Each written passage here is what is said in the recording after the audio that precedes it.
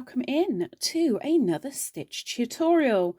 Now this today is the puff stitch, and it has one main goal but a different amount of loops on your hook, which will be explained in a moment.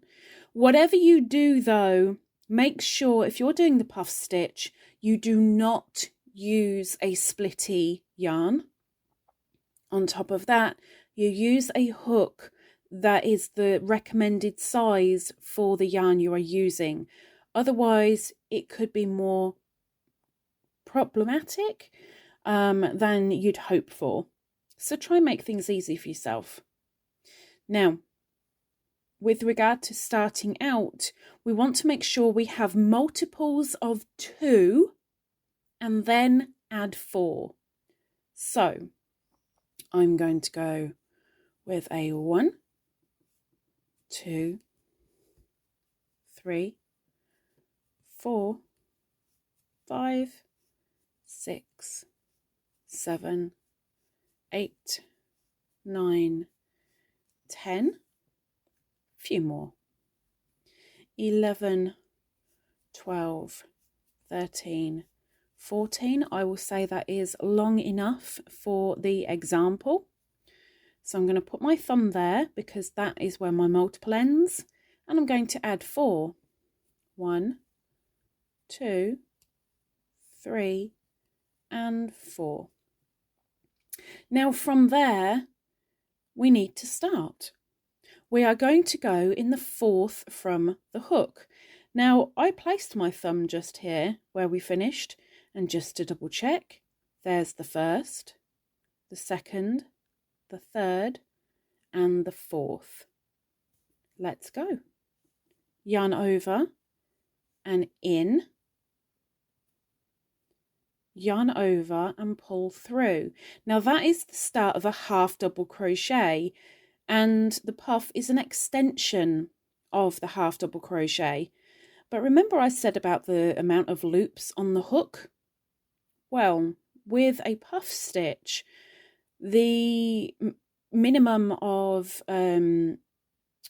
loops is between 3 and 11. So it all depends how puffy you want your puffs to be. So for this example, I'm going to do 5 loops on my hook. So right now I've got 3. I'm going to yarn over again and go into the same chain, yarn over and pull through. And now I have 5 on my hook.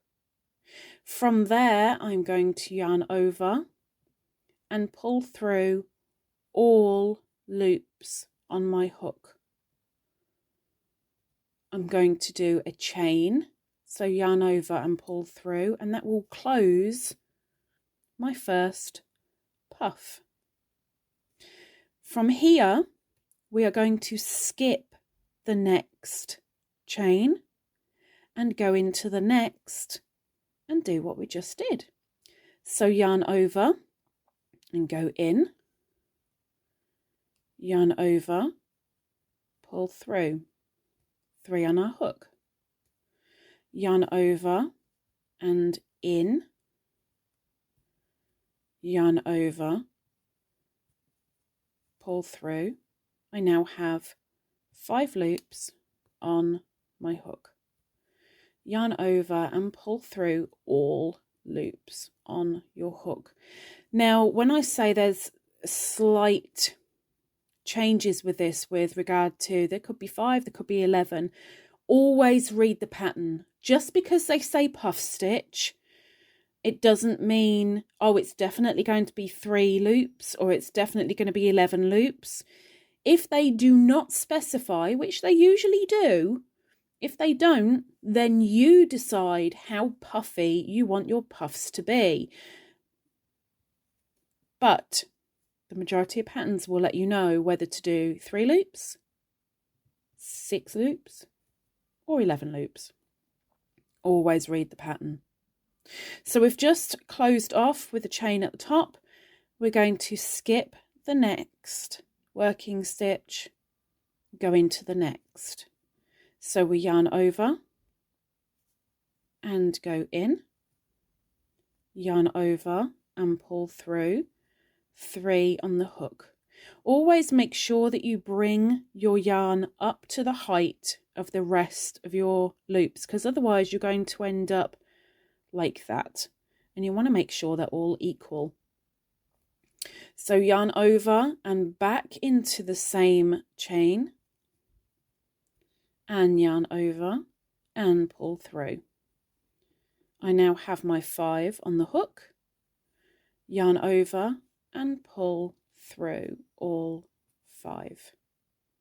Close it by yarning over and pulling through to make that chain, and there you have your first 3 puffs. So let's do one more. So skip the next stitch, go into the next by yarning over and going in, yarning over, pulling through, yarn over, go into the same chain space, same stitch, yarn over, pull through, yarn over and pull through all, on your hook, yarn over again and pull through to make the chain to close the puff, and do that to the end of the row, and I'll meet you at the end.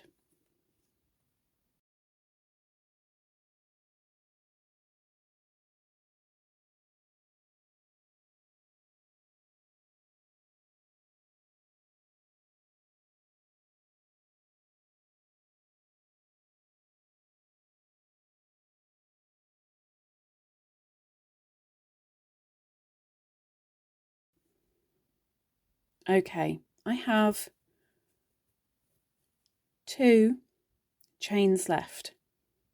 Now, you may be correct in thinking, well, I need to skip that one, so I do puff in the end. No. Just take a look first. Look at the puffy goodness. Let's just admire the puffs first.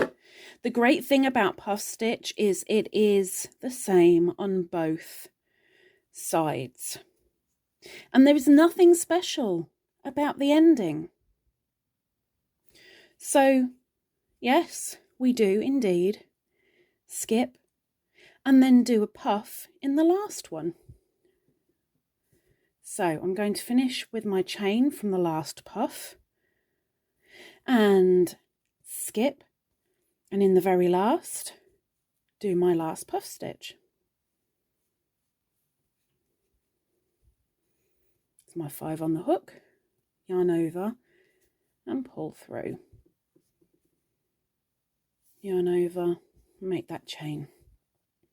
So from here, as soon as you've done your first row, chain 3, because that will make the height of your half double crochet, and then turn. From here, what we are looking for are the spaces between the puffs. So we're not going into the top of the puff stitches, we are literally going in the spaces between the puff stitches. So you don't need to worry about the actual stitches at the top. You just yarn over, go in to the chain space, yarn over and pull through, yarn over, pull through, got my 5, yarn over and pull through. But please remember to do as many as the pattern is asking you to do. So the next space is just here. So yarn over and in, yarn over, pull through, yarn over, in, yarn over, pull through. There's my 5. Pull through all 5, and close with the chain. Let's do another one. Yarn over into the chain space, yarn over, pull through, yarn over, in, yarn over, pull through, yarn over and pull through all. Now this can make a really nice puff stitch warm fabric if you do a complete puff stitch like this, where it is all just puff, puff, puff, puff, puff. You can put puff stitches in between other stitches just to give a little bit of texture, or make a border of puff. It is completely down to you, or down to your pattern, as it were. So I'm going into the next chain space.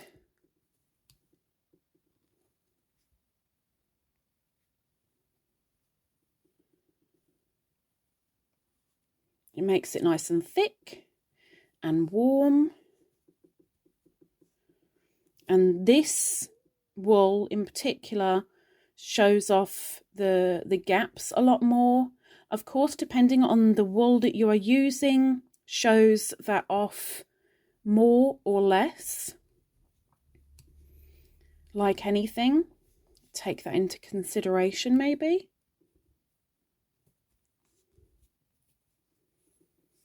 But again, check the pattern if there is one. If not, you do as your heart desires. So I'll just get to the end of this one, because it is just a standard repeat.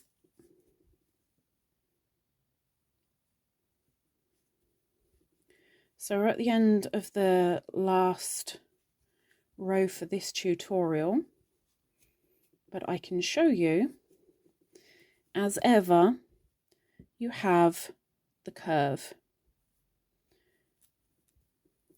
If you separate that out,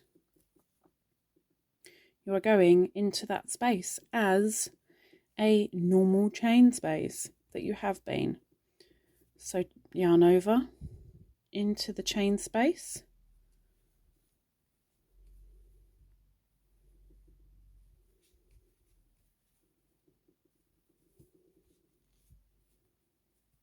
close as normal, and then if you were to carry on 1, 2, 3, and then you turn to finish. So you see it is the same both sides.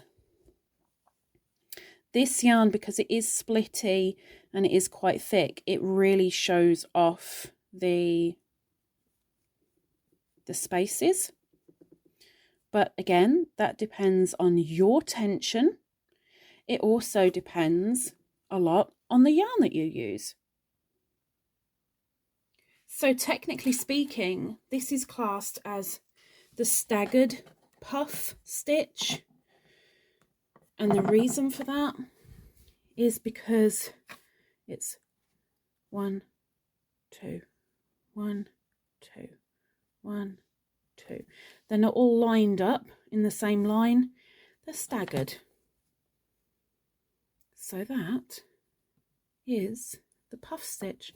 Lovely texture, nice and thick, warming, can be done easily on the flat or in the round, and it was created by my lovely hook, with my lovely hook from Jelena on her Etsy store, which is linked down below. Very nice prices from a wonderful lady in Serbia who custom makes them just for you. Now, that's the end of the tutorial. Hopefully it was of some use to you. If it was, please don't forget the thumbs up. And maybe you might be back next week for next week's tutorial. Hopefully I'll see you then. Take care. Bye-bye.